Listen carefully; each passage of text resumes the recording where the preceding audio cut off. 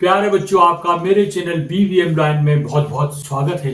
प्यारे बच्चों, मेरी वीडियो पहले सर लोगों के पास जाती है, फिर आपके पास आती है। सर लोग उसको केवल शेयर करते हैं, तो इससे मेरी वीडियो सही रैंक नहीं कर पाती, इसलिए मैं शेयर नहीं करूंगा।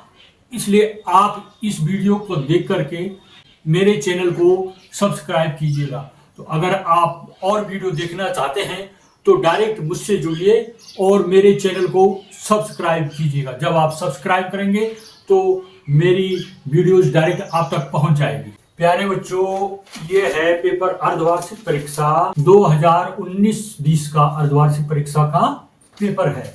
यहाँ पर ये प्रश्न है, पटरी और प्रकार की सहायता से 90 अंश और 75 अंश का कोण बनाना है।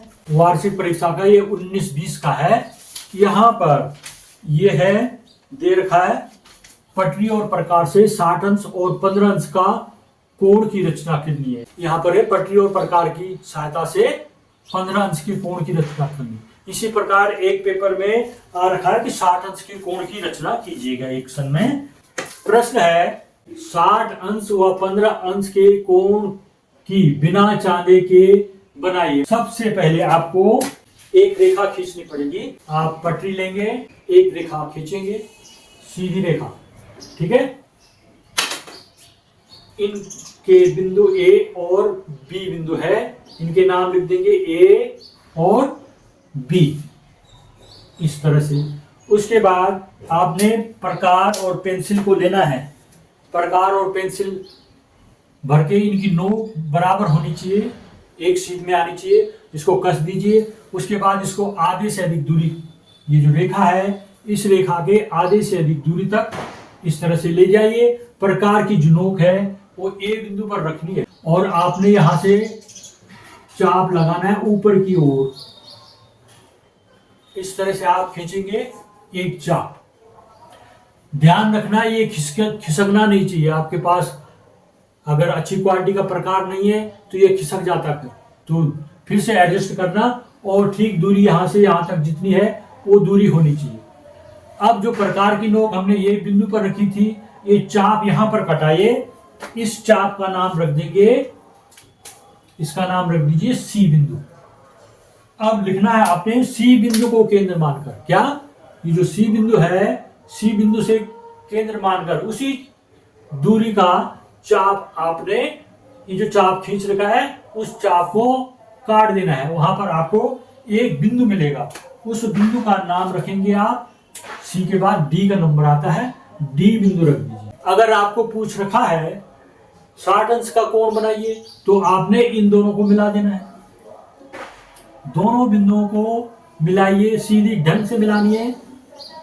तो इस तरह से आपको जो ये कोण होगा, ये 60 अंश का कोण मिलेगा। कितने अंश का? ये 60 अंश का कोण आपको मिल गया। तो बिना चांदी के हमने 60 अंश का कोण बना दिया। अगर आपके पास आएगा 15 अंश का कोण बनाइए, केवल एक प्रश्न, तब आप कैसे बनाएंगे?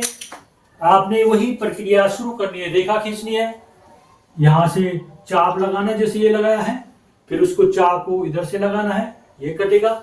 इन रेखाओं को, ये चाप ले दिया हमने, काट दिया, ये बिंदु का नाम D रख दिया। अब हमको इसका आधा करना है, कोणों का अर्धक करना आपने सीखा होगा।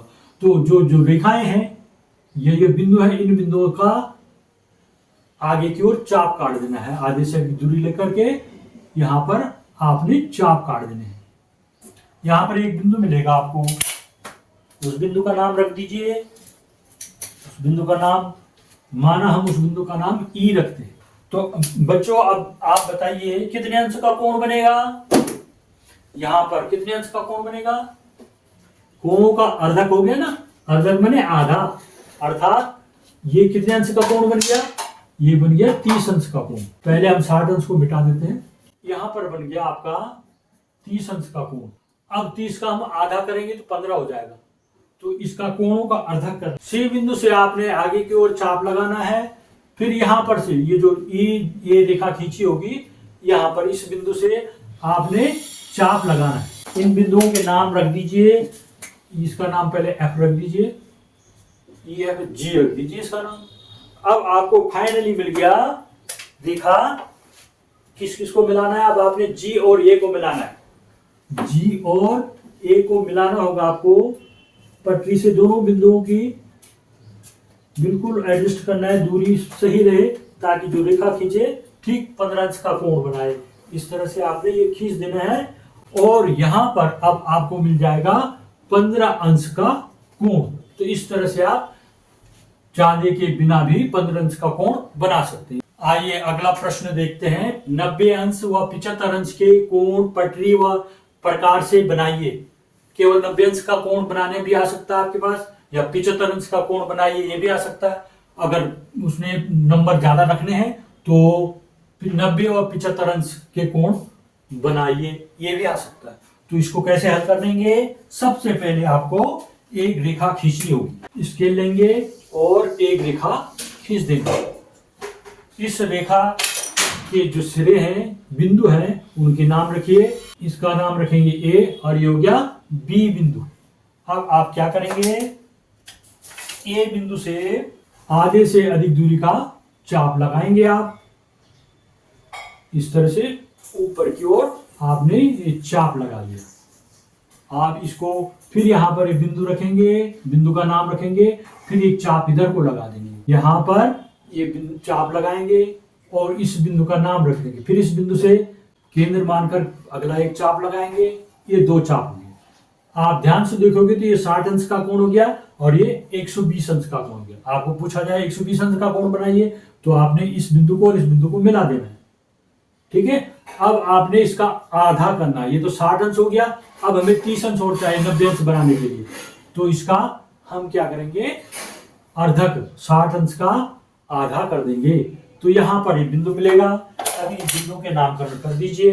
इसका नाम रखेंगे सी बिंदु, इसका नाम डी, इसका नाम ई और इसका नाम एफ बिंदु रख दिया। अब एफ और ए को मिलाइए। ये हो गया। यहां पर आप देखोगे 90 डिग्री का कोण। इसको इस तरह से दर्शाते हैं। अगर आपके पास आएगा 75 अंश का कोण बनाइए, तब आप क्या करेंगे? यहां तक तो 60 अंश होता है ये, और ये होता है 30 90 ना, तो 30 का आधा 15 कर देंगे। तो 60 में 15 जोड़ के क्या होता है? 75। 60 और 10 70 5 75।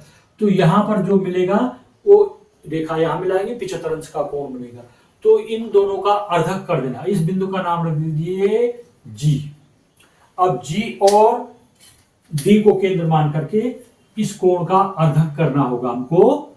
आपने चाप लगाया इस तरफ से, जी से फिर उस चाप को आपने काट देना। अगर आपकी रेखा न मिले, चाप न मिले, तो फिर से आपने चाप को आगे बढ़ा देना, तो फिर मिल जाएगा। वहां पर हमको एक बिंदु प्राप्त होगा। उस बिंदु का नाम रख दीजिए एच, नाम है एच रख दीजिए। तो एच बिंदु और ए बिंदु को मिलाएंगे आप। अगर हम एच और ए को मिलाएंगे तो आपको मिलेगा ये यहां से यहां तक 60 अंश है। ये 15 हो गए, 15 इधर 15 इधर, 30 का आधा करा ना हमने, तो 60 और 15 75। तो जो ये कोण बनेगा यहां पर ये वाला, ये होगा 75 अंश का कोण। ठीक है। यहां साफ लिख दीजिए 75 अंश का कोण बनेगा इस तरह से। तो परीक्षा से डरने की जरूरत नहीं है। थोड़ा मेहनत करो, अभ्यास करो, आपको सफलता अवश्य मिलेगी।